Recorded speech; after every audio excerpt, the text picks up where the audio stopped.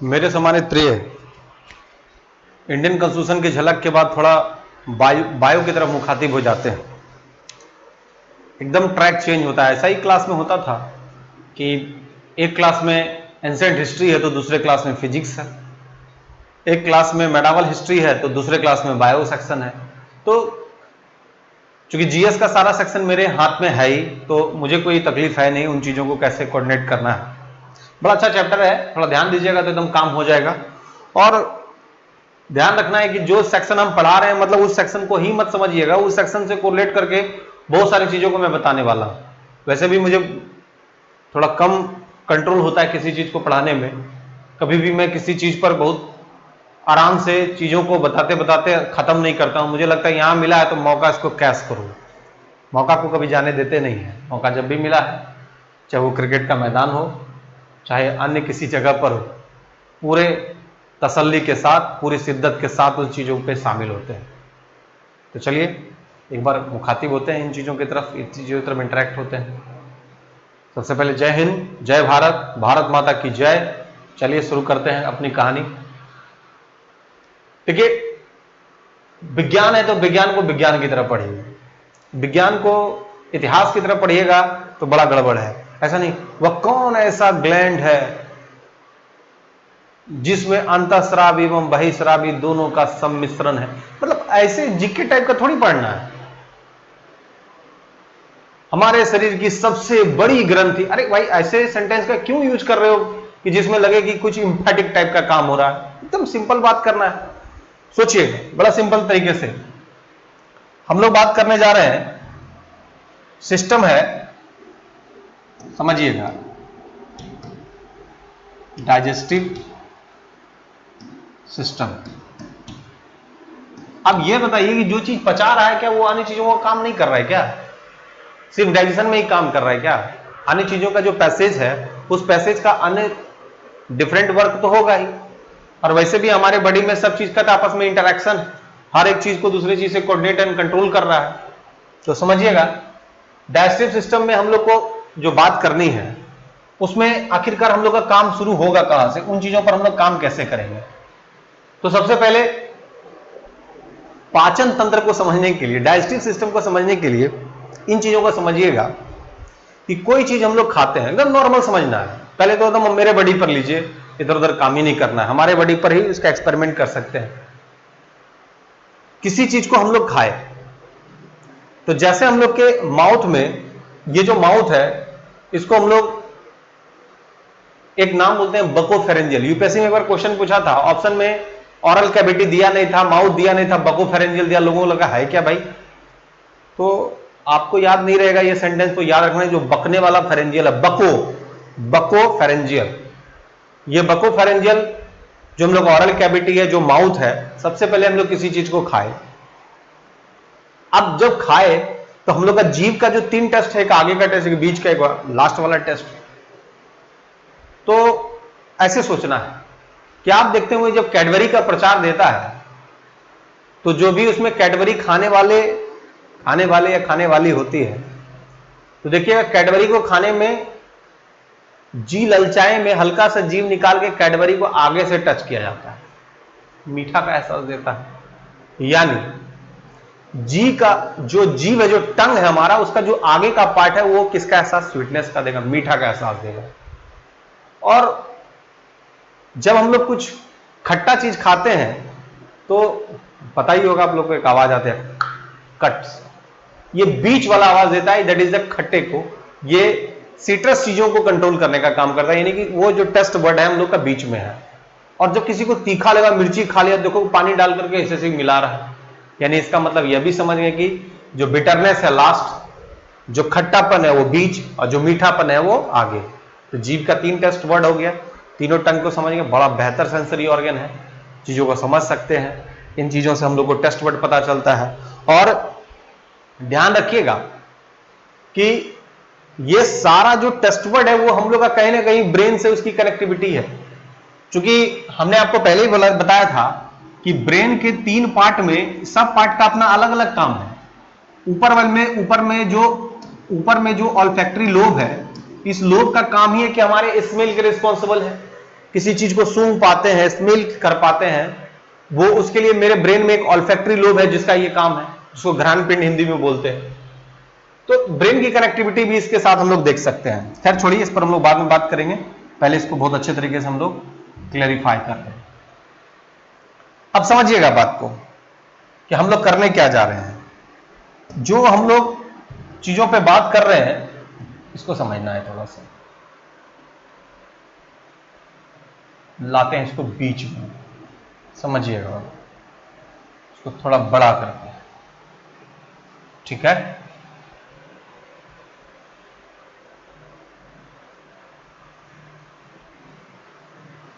देखिए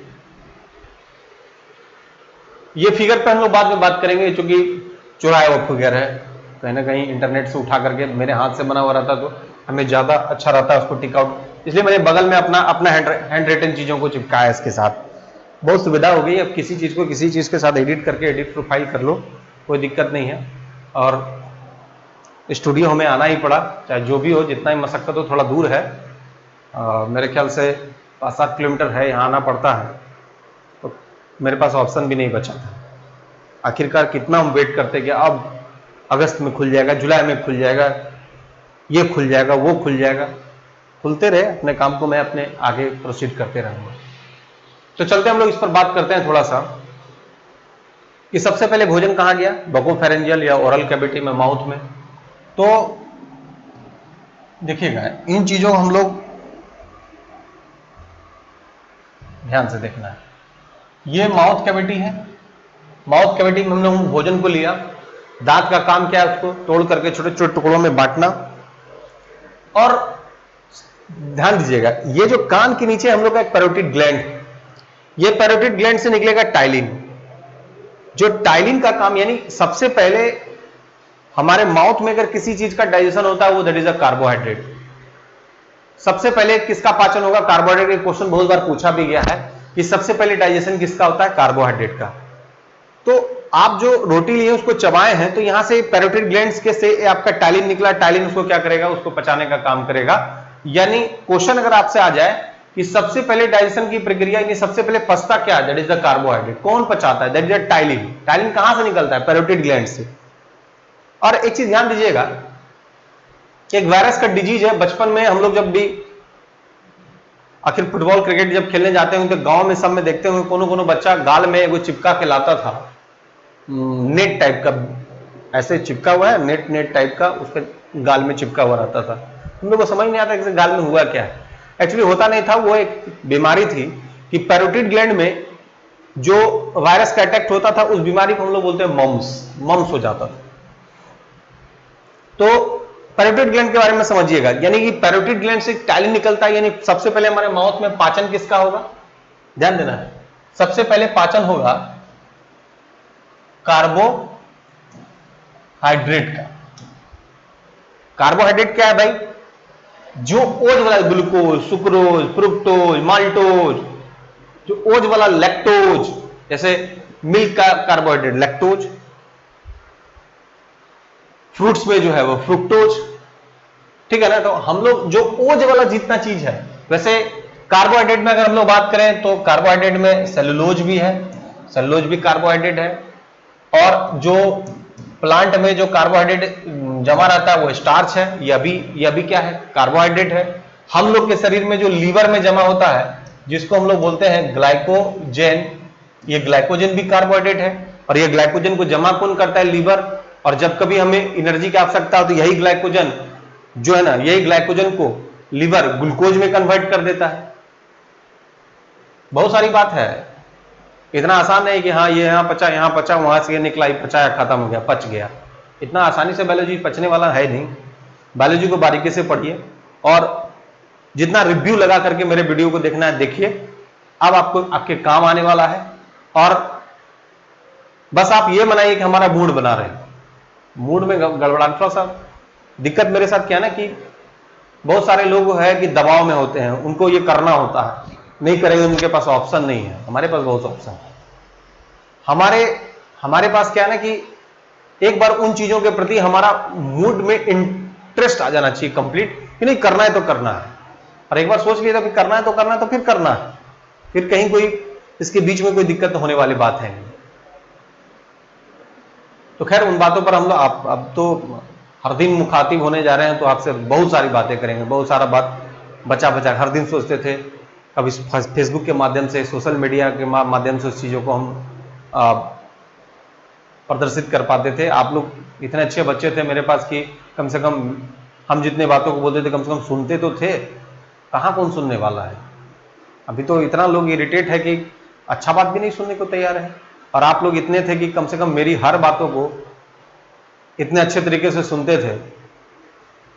अब तो इसका कोई लिमिटेशन है नहीं कि आपको कितना मिस कर रहे हैं, ये तो बात को आपको पता ही चल रहा होगा कि मैक्सिमम सीमा है उस मिसिंग का।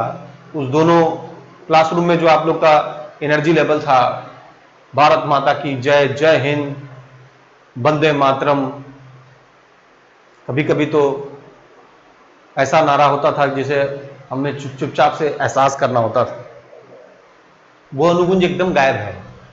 खैर जो भी हो, उस चीजों को वापस तो किया ही जाएगा। और बेसिकली हम चाहते हैं, चल दूसरे टाइप का माहौल बन रहा है, मतलब हम उन क्षेत्र में जाना नहीं, हम चाह रहे थे आपको कुछ पढ़ाएं, हम एक अलग टाइप का एक लेवल जोन तैयार होने लगा। चलिए बात करते हैं अपने काम पे। तो माउथ कैविटी में सबसे पहले हम लोग खाना खाए, और खाना खाने के बाद क्या है ना कि वो जो चीज है, जो कार्बोहाइड्रेट हमने मुंह में लिया, मतलब जो खाना लिया, तो सबसे पहले पाचन किसका हुआ, डाइजेशन किसका हुआ? तो सबसे पहले डाइजेशन हुआ कार्बोहाइड्रेट का। यहाँ पे कौन सा ग्लैंड है? पैरोटिड। यहाँ से टैलिन निकला, टैलिन सबसे पहले उसको पचाया। और यहीं पर एक बीमारी होती है जिसको हम लोग वायरस से मम्स, MUMPS, मम्स, बहुत फेमस।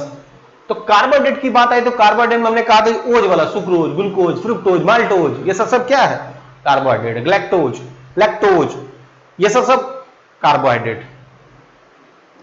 और ध्यान दीजिएगा कि प्रोटीन को पचाने के लिए अलग एंजाइम निकलता है, कार्बोहाइड्रेट को पचाने के लिए अलग एंजाइम है, लिपिड्स को एमल्सिफाई करने के लिए अलग कंसेप्ट है। यानी सारे चीजों को जब तक मेटाबॉलिक सिस्टम नहीं होगा, जब तक उसको मेटाबॉलिक एक्टिविटीज नहीं होगा, जब तक पचाने की प्रक्रिया नहीं होगी, तब तक हमारे बॉडी का कोई काम ही नहीं है, काम आएगा ही नहीं। तो सारे जो शरीर में जितने भी तंत्र हैं, जो सिस्टम है, सभी मिलकर इकट्ठा काम करते हैं, और एक बैलेंस वर्क है, एक कंप्लीट बैलेंस वर्क है। उस बैलेंस में अगर थोड़ा भी इम्बैलेंस होता है तो बॉडी का डिमांड अलग हो जाता है, बॉडी अलग काम करने लगती है, बॉडी का सिस्टमैटिक पोजीशन जो है वो एकदम अलग हो जाता है, उसका कंट्रोल अलग हो जाता है, कोऑर्डिनेशन अलग हो जाता है। तो कहने का मतलब है कि हर एक व्यक्ति का एक जो बॉडी तैयार है वो एक केमिकल बैलेंस है। मैं तो कहूंगा उसका केमिकल बैलेंस को मेंटेन करके रखिए, और इसमें आप लोग उस बैलेंस में आप खुद से उसके लिए रिस्पॉन्सिबल हो सकते हैं। समय समय पर अपने आप को मोटिवेट कीजिए, पॉजिटिव सेंस में रहिए, समय समय पर योग कीजिए, कुछ ऐसे कामों में अपने आप को लगाइए जिसमें आप ज्यादा बिजी रहे, इससे ज्यादा आपको फायदा होगा।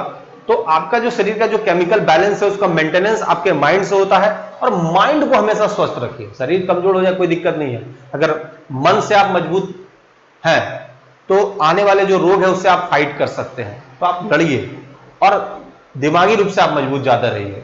बहुत लोग देखते हैं कि बहुत अच्छा बॉडी बना लिया, बहुत अच्छा कसरत करके, लेबर की तरह घर बैठ करके, डंबल उठा करके, लोहा उठा करके बहुत अच्छा तैयार कर लिया है, लेकिन मानसिक रूप से वो सही नहीं रह पा रहा है, तो इससे बॉडी का कोई फायदा नहीं। सबसे बड़ा बात है कि आप मेंटली कितना फिट है, वो सबसे इंपॉर्टेंट है। और अभी के डेट में, अभी का जो सिचुएशन है, अभी का जो माहौल है, वो मानसिक रूप से आपको तैयार रहना है हर चीज के लिए। कोई भी ऐसा चीज आएगा उससे आपको फेस करना है, और मानसिक रूप से उसके लिए पूरी तरह से अपने आप को तैयार रखना है कि जो कुछ भी होगा उसके साथ हम अच्छे तरीके से फाइट करेंगे। और जितने अच्छे तरीके से मानसिक रूप से आप तैयार रहिएगा, कुछ भी चीज आपका बिगाड़ नहीं सकता। और हर वक्त आप में एक डर होगा, एक फेयरनेस होगा, कुछ भी आपका बिगाड़ सकता है। तो अंदरूनी तौर पर मजबूत रहिए, मानसिक तौर पर मजबूत रहिए। चलिए, तो कार्बोहाइड्रेट की बात किए, विज्ञान 2-4 क्वेश्चन पूछ सकता है, जैसे कि आपसे सवाल पूछा जा सकता है कि भाई पौधा जो है अपना भोजन किस रूप में संचित रखता है, किस रूप में स्टोरेज रखता है? तो उसका जो स्टोरेज है वो स्टार्च के रूप में रहता है। हम लोग के केस में हम लोग ग्लाइकोजन के रूप में रखते हैं लीवर में, और जब कभी में ग्लूकोज की आवश्यकता होती है ग्लाइकोजन ही ग्लूकोज में इसको कन्वर्ट करता है। तो लीवर का एक बहुत अच्छा इंपॉर्टेंट फंक्शन। अगर लीवर की बात करें तो लीवर के यूनिट को हम लोग हेपेटिक बोलते हैं, और लीवर की बात करें तो लीवर में क्वेश्चन भी आता है कि हमारे शरीर का लार्जेस्ट ग्लैंड है, सबसे बड़ा ग्लैंड है लीवर। और लीवर का सबसे एक और महत्वपूर्ण कारण है कार्बोहाइड्रेट को प्रोटीन में, प्रोटीन को कार्बोहाइड्रेट में, लिपिड्स को प्रोटीन में, जब जिसको चाहे वो कन्वर्जन कर सकता है, आर्जिनिन जैसे एंजाइम को निकालती है। तो कहने का मतलब है कि लीवर का हमारे शरीर में काफी महत्वपूर्ण कंट्रीब्यूशन है, बेहतर काम है, इसको ये बहुत बेहतर रूप से काम करता है। और यही इसी चीज से हमें पता चल पाता है कि भाई बिलिरुबिन बढ़ गया, किसी का बिलिवर्डिन बढ़ गया है, ये सारा चीज में लीवर ही। आगे हम लोग इस पर बात करेंगे। तो माउथ कैविटी में सबसे पहले हम लोग लिए, चबाए, टैलिन निकला, मीठा लगा, यानी सबसे पहले पाचन किसका, कार्बोहाइड्रेट का। दांत का काम है इसको छोटे छोटे टुकड़ों में बांटना। फिर देखिएगा एक है फेरिंग्स, लैरिंग्स और ट्रैकिया। याद रखिएगा इसका कंसेप्ट हम लोग बोलते हैं PLT। ये ध्यान रखना, ये कंसेप्ट याद रखिएगा तब का काम हो जाएगा। P मतलब पहले, P पहले, याद रखना है, P फॉर पहले, PLT याद रहेगा ना, फेरिंग्स, लैरिंग्स और ट्रैकिया। अब ये तीनों को समझना है, फेरिंग्स, लैरिंग्स और ट्रैकिया का क्या कंसेप्ट है। तो फेरिंग्स, लैरिंग्स और ट्रैकिया जो है ना वो कॉमन डक्ट, कॉमन डक्ट का मतलब उसमें हमारा सांस नली भी ज्वाइंट है, यानी हम लोग कह सकते हैं उसके साथ सांस नली का भी पोजीशन हम लोग देख सकते हैं। तो इन चीजों को आप लोग देख सकते हैं, देखिएगा यहां पर। अब यहां से आपको क्लियर होगा, यहां पर तो एक हार्ड प्लेट हो गया, एक सॉफ्ट प्लेट हो गया। ये देखिए बीच का आपका टंग है, टंग समझिएगा। और ये आपका जो लटका हुआ पार्ट है वो लैरिंग्स है। लैरिंग्स मतलब ये लटका हुआ पार्ट, देख लो, ये यहां फिगर से तो समझ में नहीं आएगा। जो हम लोग का ये जो बोलता है, हम लोग बोलते हैं लड़का बड़ा हो गया, कंठ फूट गया, लैरिंग्स, लटका हुआ लैरिंग्स। ये जो लटका हुआ पार्ट है, ध्यान दीजिएगा, ये जो लटका हुआ पार्ट है वो कौन है, लैरिंग्स। ये कंठ, जिसको बोलते हैं कंठ फूट गया है, तो ये कंठ लैरिंग्स, ये लैरिंग्स, ये लैरिंग्स हो गया। और इस लैरिंग्स के ऊपर जो है ना, ये जो पोजीशन हम लोग देख सकते हैं, तो लैरिंग्स और फेरिंग्स और एक कौन सा, ट्रैकिया। तो ध्यान दीजिएगा, तो ये जो लटका हुआ पार्ट है लैरिंग्स, और ये जो पार्ट है ये, इसको जब दबाएंगे तो हम लोग बोल नहीं पाएंगे, ये फेरिंग्स, ये लैरिंग्स। और थोड़ा सा नीचे उंगली डालिएगा तो आपको एक रिंग शेप्ड मिलेगा, रिंग रिंग रिंग, ऐसे थोड़ा सा ज्यादा जोर से मत दबा दीजिएगा, नहीं तो बोलेंगे सर एक अच्छा डायरेक्शन दिए थे वो हम किए तो बहुत असुविधा हो गया। ऐसा नहीं कि हम आपको सिंपली बोल रहे हैं, हल्का हल्का दबाइएगा, नहीं कल अपना ही गर्दन कस के दबा दीजिएगा तक काम ही खत्म हो। देखिए लटका हुआ हार्ट, लैरिंग्स, ये लैरिंग्स, इसको दबाएंगे तो बोल ही नहीं पाएंगे। फिर ये ट्रैकिया, और ये कौन सा, फेरिंग्स। फेरिंग्स, लैरिंग्स और ट्रैकिया, ये तीनों कॉमन पार्ट है, यानी इससे एयर पासेज भी होगा और हमारा भोजन का भी होता है, यानी कॉमन हम लोग इसको डक्ट बोल सकते हैं। चलिए ठीक है। उसके बाद यहां से शुरू हम लोग का होता है ओएसोफेगस। ओएसोफेगस कुछ नहीं काम है, वो अपने भोजन को पैसेज देने का काम करता है। वैसे भी हम लोग को कहा जाता है कि जब आप किसी चीज को खाते हैं या पीते हैं, हम लोग क्या ना कि कभी कभी आप जूस की दुकान पे जाते होंगे, जूस एक गिलास देता होगा, अभी दिया नहीं कि खत्म करके लीजिए, क्या जरूरत है भाई, किस स्पीड में हो, क्या जरूरत है उतना तेज जूस पीने की, तो जूस में तुम पैसा लगाए, इतना मेहनत से वो जूस बनाया, बेचारा चलाते चलाते चलाते 20 मिनट लगा और तुमको ग्लास में दिया कि तुम खत्म करके उसको खत्म कर दिए। फिनिश करने का थोड़ी काम है, उस तरह आपको उसको इंटेक्ट करना है धीरे धीरे। आप पिए, सांस लिए तो ऑक्सीजन उसमें घुलेगा, तब तो आपके शरीर में कुछ ज्यादा फायदा करेगा। आप एक बार कंप्लीट ले लेते हैं तो क्या करेगा वो, कुछ जाकर के बहुत बड़ा एनर्जी लेवल करता है, साइकोलॉजिकल इफेक्ट है। एक गिलास जूस पिया तो बाहर में लगा हाँ बहुत एनर्जी आ गया है, बहुत लोगों को बहुत साइकोलॉजिकल इफेक्ट होता है। देखिएगा कि बीमार पड़ा हुआ है कोई, आकर के एक गिलास अनार पिला दिया, का आप ठीक महसूस कर रहे हैं, महसूस अनार नहीं कर रहा है, महसूस उसका साइकोलॉजिकल इफेक्ट, उसको लग रहा था कि हमें कुछ एनर्जी मिलना चाहिए जिससे हम बाहर कर सकते हैं। तो चलिए जो भी हो तो समझिएगा बात को। लैरिंग्स यानी पहले कौन, फेरिंग्स, पहले फेरिंग्स तब फिर लैरिंग्स और उसके बाद ट्रैकिया।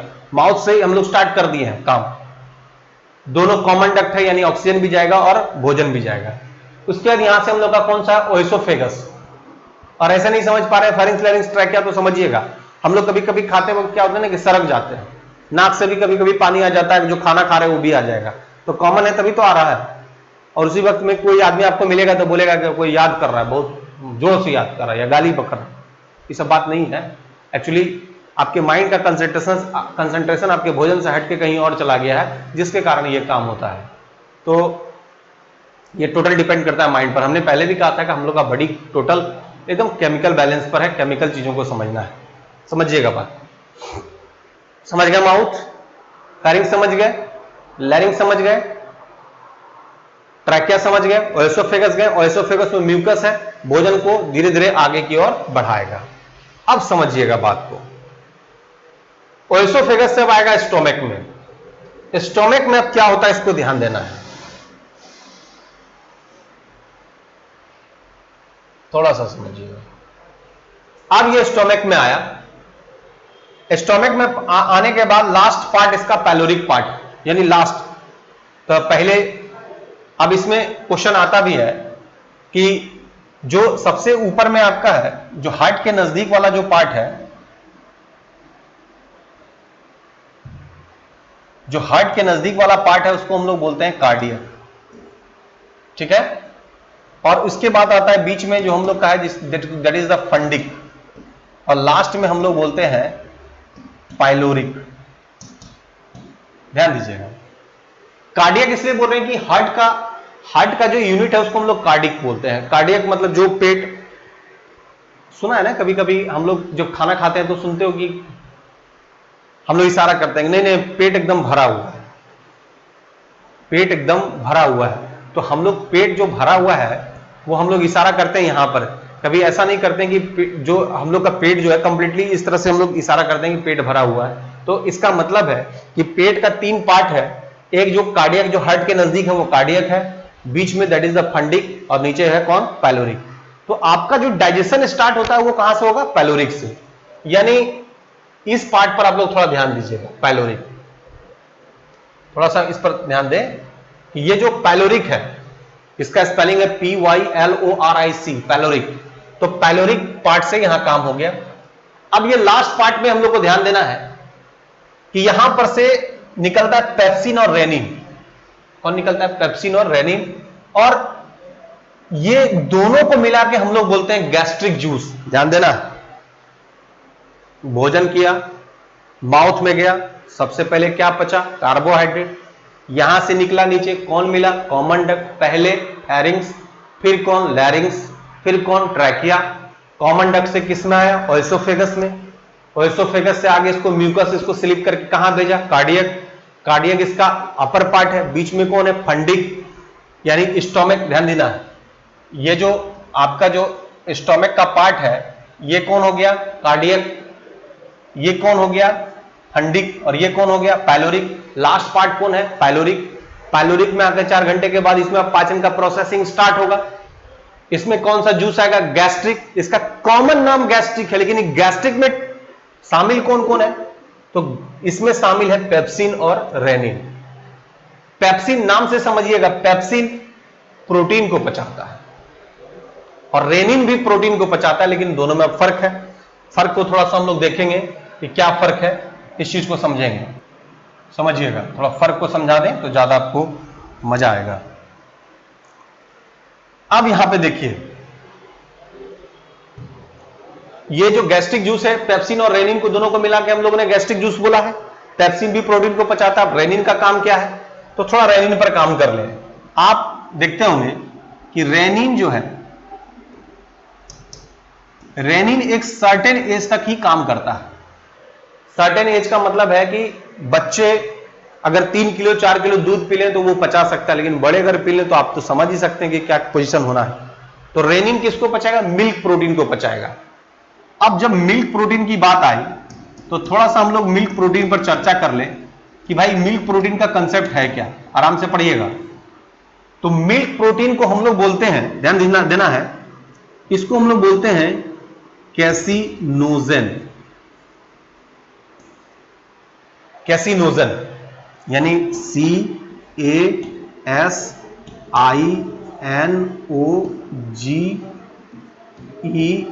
कैसिनोजन बोलता है कि मिल्क प्रोटीन जो कैसिनोजन है इसी मिल्क प्रोटीन कैसिनोजन के कारण मिल्क उजला दिखता है, याद रखना है। अब जब मिल्क का बात है तो मिल्क पर एक बार फोकस कीजिएगा। मिल्क में कार्बोहाइड्रेट भी है और प्रोटीन भी है, ठीक है ना। मिल्क में विटामिन सी को छोड़कर, एक्सेप्ट सी, बाकी सब कुछ मिलता है मिल्क में। दूध एक अच्छा रिसोर्सेस। तो मिल्क प्रोटीन की अगर हम लोग बात करें तो मिल्क में प्रोटीन के रूप में क्या है, कैसिनोजन, और कैसिनोजन के कारण ही ये दिखता कैसा है, व्हाइट। याद रखना है, मिल्क व्हाइट दिखता है किसके कारण, कैसिनोजन के कारण। और ये कैसिनोजन पर जैसे जैसे एंजाइम रेनिन काम करेगा, ध्यान देना है, जैसे ही रेनिन काम करेगा ये कैसिनोजन अब कन्वर्ट हो जाएगा कैसीन में, ध्यान देना है। तो याद रखना है कि कैसीन एक सॉलिड प्रोटीन है और कैसिनोजन एक लिक्विड प्रोटीन है। बहुत लोग को कंफ्यूजन होता है, ऑप्शन में कैसीन कैसिनोजन है, सबको एक ही समझ रहे हैं। अरे भाई कैसे एक हो सकता है, आप चीजों को बारीकी से समझिएगा, माइक्रो ऑब्जर्वेशन आपका होना चाहिए ना। आप चीजों को बस, आपको जो मिला वो चीज आपको, आप उसको रट लिए, कैसीन पाया जाता है, कैसिनोजन पाया जाता है, आपको लग रहा है दोनों दो चीजें, दोनों दो चीजों में थोड़ा बारीकी है, दोनों के बीच में थोड़ा अंतर है, अंतर को समझिएगा। Caseinogen that is a liquid form और casein that is a solid form. बच्चा दूध पिया, ठीक है, अब जब बच्चा दूध पिया तो पक्का उसमें गैस्ट्रिक जूस के रूप में क्या निकलेगा, रेनिन। अभी तुरंत हमने बताया कि पाइलोरिक में दो चीज प्रोटीन को पचाने के लिए, पेप्सिन और एक रेनिन। बच्चा में क्या निकल रहा है, रेनिन, क्योंकि दूध को, मिल्क प्रोटीन को पचाएगा कौन, रेनिन। तो रेनिन क्या करेगा कि कैसिनोजन पर जाकर के इफेक्ट करेगा और ये कैसिनोजन फिर कन्वर्ट हो जाएगा किस में, कैसीन में। तो कैसीन कैसा हो जाएगा, सॉलिड। इसलिए अगर बच्चा दूध पिया इमीडिएट वॉमिटिंग करेगा तो इस बार जो वॉमिटिंग होगा वो सब सॉलिड के रूप में आएगा, दैट इज द सॉलिड को ही हम लोग कैसीन बोलते हैं। ये क्वेश्चन तो क्लियर हो गया। लेकिन अगर आपसे पूछेगा कि मिल्क प्रोटीन में मिल्क प्रोटीन है क्या, तो कैसिनोजन है, उसका कन्वर्जन रेनिन उस पर इफेक्ट करेगा तो किसमें कन्वर्ट हो जाएगा, कैसीन में। तो ऐसा भी सवाल आएगा कि कैसीन पर जब रेनिन एक्टिव होगा तो किस में कन्वर्ट होगा, तो कन्वर्ट होगा कैसीन में। ये किस रूप में होगा, सॉलिड। ये किस रूप में होगा, लिक्विड। समझ रहे बात को कि नहीं। अब यहां पर समझिएगा बात को कि यहां पर किन बातों पर हम चर्चा कर रहे हैं। एक तो हम लोग बात कर रहे हैं दैट इज एक बात कर रहे हैं हम लोग प्रोटीन का और एक बात कर रहे हैं हम लोग कार्बोहाइड्रेट का। और यहां पर हम लोग के पास कॉमन फैक्टर आ गया मिल्क। तो एक बार हम लोग मिल्क पर काम कर लेते हैं कि जो कार्बोहाइड्रेट है मिल्क में जो पाया जाता है उसका नाम है दैट इज द लैक्टोज। यानी अगर आपसे कोई पूछा जाए कि मिल्क में जो कार्बोहाइड्रेट है वो कौन है, लैक्टोज। ऐसे भी सुनते हैं कि जिस मां को में जो बच्चों को दूध पिलाना होता है और उसको दूध की कमी होती है तो उन बच्चों को लैक्टोज पिलाया जाता है, क्योंकि lactose types of the carbohydrate, ये लैक्टोज है। लेकिन अगर आपसे प्रोटीन पूछ दिया जाए तो प्रोटीन में आपको ध्यान रखना पड़ेगा कि मिल्क जो प्रोटीन है उसका नाम है दैट इज द कैसिनोजन। और कैसिनोजन पर जैसे एक एंजाइम काम करेगा जिसका नाम हमने क्या बताया, रेनिन काम करेगा तो ये किस में कन्वर्ट हो जाएगा, ये कन्वर्ट हो जाएगा कैसीन में। और कैसीन कैसा फॉर्म है, कैसीन फॉर्म है दैट इज द सॉलिड। ध्यान रखिएगा कैसा फॉर्म है ये क्या है, सॉलिड। कैसीन जो फॉर्म है वो है सॉलिड के रूप में। ये आपका पूरा स्ट्रक्चर है, इन चीजों का आपको समझना है। अब चलते हैं, हम लोग मिल्क को समझ गए, प्रोटीन को समझ गए, थोड़ा इस पर हम लोग चर्चा कर लें कि अब हम लोग को क्या करना है।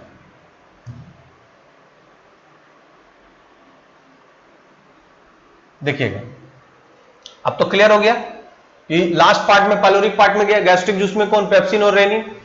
और ये गैस्ट्रिक जूस का कलर कैसा, एसिडिक, नेचर एसिडिक होता है और कलर होगा येलोइश। अब देखिए यहीं पर एक सेल है, ध्यान देना है, एक सेल है जिसको हम लोग बोलते हैं ऑक्जेंटिक सेल। ये ऑक्जेंटिक सेल निकालती है हाइड्रोक्लोरिक एसिड। अब मान लीजिए कि आपने बड़ा टुकड़ा खा लिया, बड़ा चीज खा लिया, उसके साथ बैक्टीरिया भी आपके बॉडी में आ गया, तो for destroy of the bacteria अब यहां ऑक्जेंटिक सेल निकालेगा क्या, हाइड्रोक्लोरिक एसिड, HCl। HCl बहुत इंपॉर्टेंट है, HCl के बारे में बता दें आपको कि दैट इज द गंधकाम्ल जिसको हम लोग बोलते हैं, यानी सॉरी म्यूरेटिक एसिड का कंसेप्ट आता है HCl का। तो HCl यहां से निकलेगा जो for the destroy of the bacteria, bacteria को मारेगा।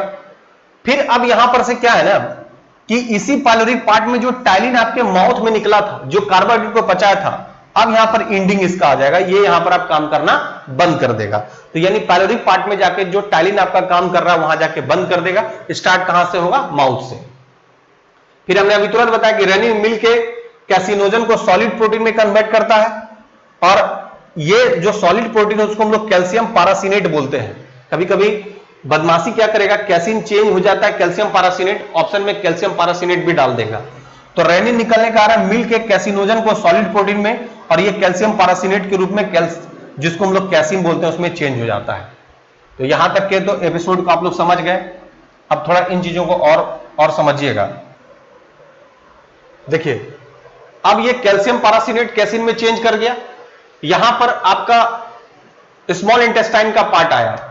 स्मॉल इंटेस्टाइन में आपको याद रखना है कि स्मॉल इंटेस्टाइन में आपके पास पार्ट कौन कौन है। इसको थोड़ा सा इधर आप लोग देखिए कि यहां तक तो हम लोग काम कर चुके हैं, ओएसोफेगस से स्टोमक तक का हम लोग काम कर चुके हैं, ध्यान देना है। यानी हम लोग टीथ की बात कर लिए, फेरिंग्स का बात कर लिए, लैरिंग्स का बात कर लिए, ट्रैकिया का बात कर लिए, ओएसोफेगस का बात कर लिए। स्टोमक में आए, स्टोमक में हम लोग के पास कार्डियक, फंडिक और पाइलोरिक, ये तीनों पर हम लोग बात किए। पाइलोरिक पर भी हम लोग बात कर चुके हैं। अब हम लोग आ रहे हैं किसमें? इंटेस्टाइन में। इंटेस्टाइन में सबसे पहले किसका स्टार्ट होगा? Small intestine. अब देखिएगा ध्यान से, एक क्वेश्चन आता है कि स्मॉल इंटेस्टाइन को स्मॉल क्यों बोलते हैं, लार्ज इंटेस्टाइन को लार्ज इंटेस्टाइन क्यों बोलते हैं? ध्यान रखिएगा, लार्ज इंटेस्टाइन से बहुत बड़ा होता है स्मॉल इंटेस्टाइन लंबाई में, बट उसके डायमीटर पर अगर हम लोग जाते हैं तो स्मॉल इंटेस्टाइन का डायमीटर कम होगा और लार्ज इंटेस्टाइन का डायमीटर ज्यादा होगा, जिसके कारण उसे लार्ज इंटेस्टाइन बोला जाता है और इसे स्मॉल इंटेस्टाइन बोला जाता है। लेकिन लेंथ के आधार पर स्मॉल इंटेस्टाइन ज्यादा बड़ा होता है। अब यहां पर क्या है? स्मॉल इंटेस्टाइन में ड्यूडेनम और इलियम है। कभी कभी एक क्वेश्चन आता है कि ये जो ड्यूडेनम है और प्लस जो इलियम है, इन दोनों को जोड़ता कौन है? तो एक आंसर आएगा जेजनम। कभी कभी क्वेश्चन आता भी है। यानी DI याद रखना है, आप लोग पढ़े होंगे डाटा इंटरप्रिटेशन। DI जो है ना, ये that is a part of the small intestine. तो ये ड्यूडेनम और इलियम जो है, ड्यूडेनम और इलियम के बीच में कनेक्टिविटी, इसको जेजनम बोलते हैं। कभी कभी क्वेश्चन आएगा कि ये सब किसका पार्ट है? That is the small intestine का पार्ट है। ये स्मॉल इंटेस्टाइन का पार्ट है कौन? Duodenum, ileum, jejunum. अब यहां पर ध्यान देना है कि ये स्मॉल इंटेस्टाइन में ड्यूडेनम, इलियम का काम क्या है और लार्ज इंटेस्टाइन फिर कैसे शुरू होगा। तो थोड़ा हम लोग इसके ऊपर चलते हैं, काम करते हैं, थोड़ा सा इस पर हम लोग बात कर लेते हैं, तो और ज्यादा ये बेहतर तरीके से आप समझ पाएंगे। अब समझिएगा इस बात को। देखिए, अब यहां पर क्या है कि ऑक्जेंटिक सेल HCl को निकाला for the destroy of the bacteria, टाइलिन एक्टिवेशन इंड हो गया, रेनिन मिलकर कैसिनोजन को सॉलिड प्रोटीन में कन्वर्ट किया, कैसिन में कर दिया, जिसका कैल्शियम पारासिनेट पहले नाम था। अब ड्यूडेनम और इलियम, इन दोनों के बीच में काम कौन कर रहा है? ध्यान देना है, इन दोनों के बीच में काम कौन कर रहा है? जेजनम। ये जेजनम पर ध्यान देखना है। अब यहां पर क्या है कि बीच में अब यहां पर एक कॉमन बाइल डक्ट बनेगा। कॉमन बाइल डक्ट कहां बनेगा? तो आपके पास एक लीवर है और एक पेनक्रिएटिक जूस, ध्यान देना है। यानी ये सब स्मॉल इंटेस्टाइन की बात है, और इस दोनों के बीच में ड्यूडेनम के पास एक कॉमन बाइल डक्ट बन रहा है, ध्यान देना है। यानी लीवर, पेनक्रिएटिक जूस और ड्यूडेनम, ये तीनों आपस में पैसेज बनाकर एक कॉमन बाइल डक्ट बना रहा है। तो जब कॉमन बाइल डक्ट है तो कॉमन बाइल जूस भी निकालेगा, बाइल डक्ट से अब जूस निकलेगा। ध्यान देना इस पर कि अब जूस कैसे निकलेगा, इन चीजों पर ध्यान देना आवश्यक है कि कॉमन बाइल डक्ट से बाइल डक्ट निकला, जो जिसका नेचर कैसा होता है? ये नेचर इसका होता है बेसिक। इसका जो नेचर है वो कंप्लीटली बेसिक है, यानी हम कह सकते हैं कि ये कंप्लीट क्षारीय होता है। तो लीवर, पेनक्रिएटिक जूस और ड्यूडेनम, ये तीनों होता है। तो अब यहां पर क्या है ना कि ये चीजों को समझना ज्यादा जरूरी है। ये चीज को थोड़ा बढ़िया से हम लोग समझेंगे तो और क्लियर होगा। अब आपके दिमाग में चल रहा होगा, सर ये समझाइए बढ़िया से, इसका क्या कंसेप्ट आता है। थोड़ा इसको समझने के लिए आप एक बार हम लोग काम करते हैं, थोड़ा आगे देखिएगा। अब इसमें हम लोग थोड़ा सा आगे की तरफ देखेंगे। हाँ, आ गया। ये देखिए लीवर का पोजीशन है, ये आपके बीच में, इस लीवर से यहां पर ये गोल ब्लैडर आपका है और ये पेनक्रियाज। इसको थोड़ा समझते हैं, इसको समझिएगा तो और बहुत जबरदस्त मजा आएगा। और ये जो आप देख रहे हैं ये पूरे स्मॉल इंटेस्टाइन का पोजीशन बन रहा है, ये स्टोमक का पोजीशन है और ये स्मॉल इंटेस्टाइन का, ये तीनों मिलकर के कॉमन बाइल डक्ट बना रहा है। यानी हम कह सकते हैं कि इधर से लीवर, इधर से पेनक्रियाज और इधर से जो है ना ये जो इसका पार्ट है दैट इज द ड्यूडेनम, ये तीनों मिल करके ये आपस में एक common bile duct, common position बनाएगा और ये एक तीनों मिलकर के कॉमन बाइल डक्ट बनाएगा और जहां से कॉमन बाइल जूस निकलेगा, इसको हम लोग बोल सकते हैं कॉमन बाइल जूस, सीबीजे। तो यहां पर एक कॉमन बाइल जूस निकालेगा। इन चीजों को तो आप ध्यान से देखिएगा कि भाई पेनक्रियाज का क्या पोजीशन है। तो जो ये आप देख पा रहे हैं पेनक्रियाज, ध्यान दीजिएगा, ये जो पेनक्रियाज आप देख रहे हैं, तो आप जब इंडोक्राइन ग्लैंड पढ़िएगा तो आपको पता है कि ये जो पेनक्रियाज है, ये जो पेनक्रियाज है ना, ये एक्सो और प्लस इंडो का एक सबसे अच्छा उदाहरण है। यानी ये हार्मोन भी निकालती है और ये जूस भी निकालती है।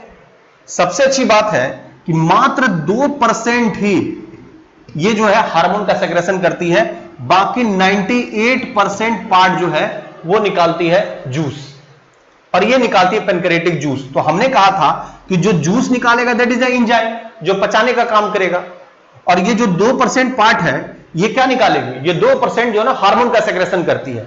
अब इसमें भी 3 है, एक अल्फा, एक बीटा और एक डेल्टा, ये 3 निकालती है। अल्फा जो है निकालती है ग्लूकागोन, बीटा इंसुलिन और डेल्टा सोमेटोस्टेटिन निकालती है, ये हार्मोन है। और ये बीटा जो इंसुलिन निकालती है, ये इंसुलिन क्या है, एक हार्मोन है जो बॉडी में कंट्रोल एंड कोऑर्डिनेशन का काम करती है, किसी चीज को पचाती नहीं है बल्कि कंट्रोल एंड कोऑर्डिनेशन का काम करती है। तो ये बीटा से निकालती है इंसुलिन, और ये इंसुलिन हमारे कार्बोहाइड्रेट को कंट्रोल एंड कोऑर्डिनेट करने का काम करती है। तो ये पार्ट किसका हो गया, हार्मोन का। तो ध्यान रखना है कि हार्मोन और एंजाइम में फर्क है। एंजाइम एक कैटलिस्ट के रूप में काम करती है, कोई भी चीज के एक्शन को रैपिड कर देगी। जो आप कह सकते हैं कैटलिस्ट उत्प्रेरक, जिसको वर्जिलियस ने बहुत अच्छे से कंसेप्ट किया था। तो बेसिकली एंजाइम क्या है, एंजाइम क्या कि उसको रैपिड एक्शन में लाकर उसको मेटाबॉलिक एक्टिविटीज के थ्रू उसको खत्म कर देना। जबकि हार्मोन का काम क्या है कि ये ज्यादा होगा और ये कम होगा, तो दोनों में फर्क पड़ेगा। अगर ज्यादा तो बीमारी, कम होता है तो बीमारी, उसको हम लोग हाइपर सेक्रेशन बोलते हैं, ज्यादा होता है, और कम होता है तो हाइपो सेक्रेशन बोलते हैं। समझिएगा, बायोलॉजी का बड़ा अच्छा कंसेप्ट है। मैं तो 20-30 क्लास पढ़ा दूं तो बायोलॉजी का धज्जी उड़ा दोगे। कोई टेंशन नहीं है कि इसको इन चीजों को समझने के लिए एक चीज ये लिखिए, ये याद कीजिएगा, आज पूछा पूछी करेंगे, कल पूछा पूछी नहीं करेंगे, कल सिंह पकड़ा पकड़ी करेंगे, कल पूछ पकड़ा पकड़ी, ऐसे सब फालतू सब चीजें जो जीएस का कंसेप्ट लोग पूरी तरह से बर्बाद करके रखा है। और पढ़ाना क्या चाहिए तो पढ़ा क्या रहे हैं। बेसिकली उन चीजों के बारे में बात कर रहे हैं जो चीज जो जेन्युइन है, जिससे रिजल्ट होता है। हम तो हर बार बात करते हैं कि हम वो चीज नहीं पढ़ाते हैं जिससे आपका एंटरटेनमेंट होगा, हम वो चीज नहीं पढ़ाते हैं जिससे आप जो है ना देश के प्रति आप जो है ना तोप लेकर के निकल जाइए।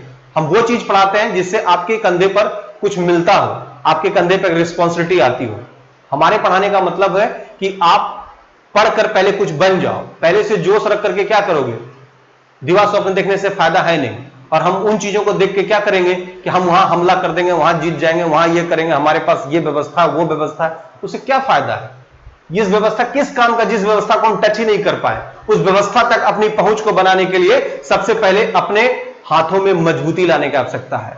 वो मजबूती कब आएगा, जब तुम परीक्षा पास करोगे। और वो परीक्षा कब पास करोगे, जब तुम टेक्निकली पढ़ोगे जो तुम्हारे सिलेबस का डिमांड है। हम बात करेंगे बात की कि कब क्या होगा। पहले तो होल्ड कर ले अपने पोस्ट को, अपने पोस्ट को होल्ड कर लेंगे तो हमें लड़ने की शक्ति आ जाएगी, तब चीजों को हम समझ पाएंगे। बहुत सारे बच्चे होते हैं क्या कि नौकरी लगी नहीं की टी और डीए का बात कर रहा है, एचआर में कितना, एचआरए में कितना आएगा, इसमें कितना, हाउस रेंट कितना आएगा। आप देखते होंगे कि जो बच्चा का सिलेक्शन नहीं हुआ उसके रूम पर अगर कोई जॉब प्रोफाइल वाला बच्चा आ गया और दो डिस्कस करना शुरू कर दिया कि तुम्हारा 4200 ग्रेड पे, मेरा 4600, मेरा 5400 ग्रेड पे है, तो उस पढ़ने वाले बच्चों को बहुत असुविधा होती है कि कल तक हम लोग जीएस की बात करते थे, क्वेश्चन पूछ करके डिस्कस करते थे, आज उसका माहौल चेंज हो गया, आज ये अपने सैलरी की बात कर रही है। तो सैलरी का बात तब किया जब उसने पोस्ट होल्ड किया, तब किया। आप तैयारी करो, अभी से 5400 grade pay, 4600 grade pay, 4200 grade pay की बात करोगे तो आपसे काम नहीं होने जा रहा। दिवा सब देखने की जरूरत नहीं है। पहले जिस चीज की तैयारी करो तो वहां तक पहुंचो, उसको होल्ड करो, उसको अपने कब्जे में लो, और तब फिर बात करते हैं बड़ी बड़ी बातें। तो अभी आपका क्या दायित्व बनता है? अभी आपका दायित्व बनता है कि चीजों को अच्छे तरीके से पढ़ें, ना कि उन चीजों के पीछे भागे जिस चीज का सवाल हमारे अन्य चीजों से है। हमें जानकारी होनी चाहिए कि हमारे देश के पास क्या संपत्तियां हैं, क्या एसेट्स है, वो चीज जरूरी है, लेकिन यह चीज जरूरी नहीं है कि हम सिर्फ उसी की जानकारी रखें। हमारा जो बेसिक काम है, जो बेसिक फैक्ट्स है, जो बेसिक नीड्स है, वही मेरे से दूर हो जाए। हम दिवा स्वप्न में जी रहे हैं, हम बड़ी बड़ी इंटरनेशनल और नेशनल की बात कर रहे हैं और एक परीक्षा हमसे नहीं निकल पा रहा है। परीक्षा को निकालने के लिए परीक्षा के अनुरूप आपकी तैयारी होनी चाहिए, और उस अनुरूपता की बात है कि आप अपने सिलेबस को गहन अध्ययन कीजिए, जिस सवाल को पूछा जाता है उसको पढ़िए, उसकी तैयारी कीजिए और एग्जाम को क्रैक कीजिए। आखिरकार लंबे लंबे बातों से आपकी परीक्षा नहीं होने जा रही है। परीक्षा होने के लिए आपको एक सामान्य स्टूडेंट की तरह अपने लाइफ को सर्वाइव करना पड़ेगा। बहुत सारे बच्चे अंतरराष्ट्रीय स्तर की बात करते हैं, लेकिन छोटे छोटे क्वेश्चन में फंस जाते हैं। ये क्वेश्चन हम आपको वहां तक पहुंचाएंगे। मैं आपको जो पढ़ा रहा हूं आपके नौकरी के लिए सबसे इंपॉर्टेंट है, मैं आपके एंटरटेनमेंट के लिए आपको नहीं पढ़ा रहा हूं। इसलिए थोड़ा थोड़ा कभी कभी बीच बीच में आपको बोलना जरूरी होता है, कहीं ऐसा ना हो कि आप दिग्भ्रमित हो, जो अच्छा लगे देखने में उन्हीं चीजों की बात करें, हर लोग उसी की तरफ पीछे भाग रहा है। आप उन चीजों को पढ़ें जो आपके काम का चीज है। इससे सवाल पूछेगा, मैं इसे ऑब्जेक्टिव बना के पूछूंगा और ये मैं आगे इसको प्रोसीडिंग करूंगा। तो चूंकि आज लंबा है, बहुत ज्यादा आपको थकाएंगे नहीं, हम आगे फिर से वहीं से लीवर से काम करेंगे, लेकिन रिव्यू के साथ। तो रिव्यू के साथ हम जब अपनी स्टार्टिंग करेंगे तो आपको मजा आएगा, क्योंकि अभी हम लोग इस पर और एक क्लास और करना है ताकि डाइजेस्टिव सिस्टम पूरी तरह अच्छे तरीके से समझ पाए। मुझे भागना नहीं है, क्योंकि सवाल इसमें बहुत सारा पूछा जा सकता है, बहुत कोरिलेट करके सवाल पूछा जा रहा है, और आजकल जो सवाल पूछने का तरीका है, उन सवालों को आप अच्छे तरीके से तभी अपने अंडर हैंड कर सकते हैं जब आपको सवालों के का जो है ना अप्रोच काफी अच्छा मिल जाएगा। तो अभी इसको आप डाइजेस्टिव सिस्टम का आधा पार्ट मानिए, आधा पार्ट दूसरे क्लास में खत्म कर देंगे, पूरा डाइजेस्टिव सिस्टम क्लियर हो जाएगा। जय हिंद, जय भारत।